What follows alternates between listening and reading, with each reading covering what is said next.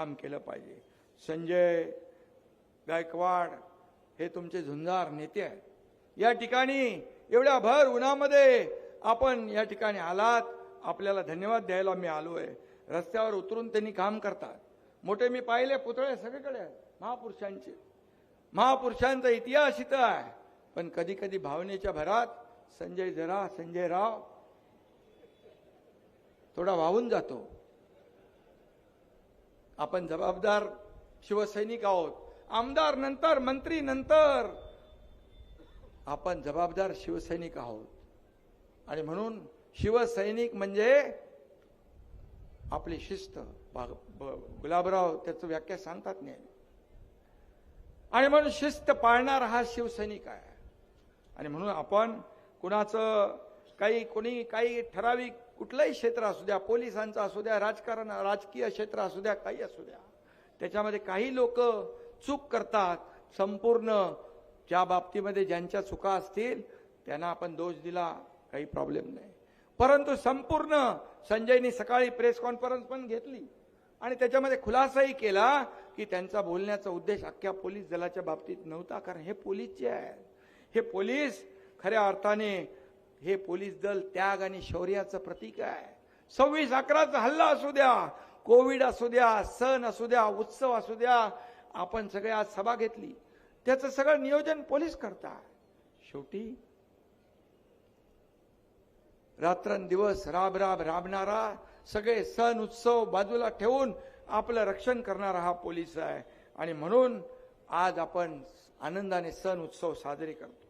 आणि संजय राव, तुमच्या पोलिसांच्या बद्दल तक्रारी काही लोकांच्या असतील, तुम्ही माझ्याकडे, मुख्यमंत्र्यांकडे दाद मागा। परंतु आपण खुलासा केलाय, आपल्या कुठल्याही वक्तव्यामुळे पोलीस दलात त्यांचं खच्चीकरण होता कामा नये, त्यांची प्रतिमा मलिन होता कामा नये, हे आपले कर्तव्य आहे। शेवटी वर्दीचा आदर आपण केला पाहिजे। आनंद दिघे साहेब नेहमी सांगायचे, पोलीस आले की पोलिसांचं पहिलं काम ऍडमिशनचं असू द्या, कसलंही काम असू द्या, ते करायचे। आणि आम्हालाही सांगायचे, वर्दीचा आदर शिवसैनिकांनी राखला पाहिजे। आणि म्हणून ज्यांच्या काही लोक प्रत्येक क्षेत्रामध्ये असतात, हाताच्या बोटावर मोजण्या इतके, परंतु संपूर्ण एक क्षेत्र आपल्याला दोषी धरता येणार नाही।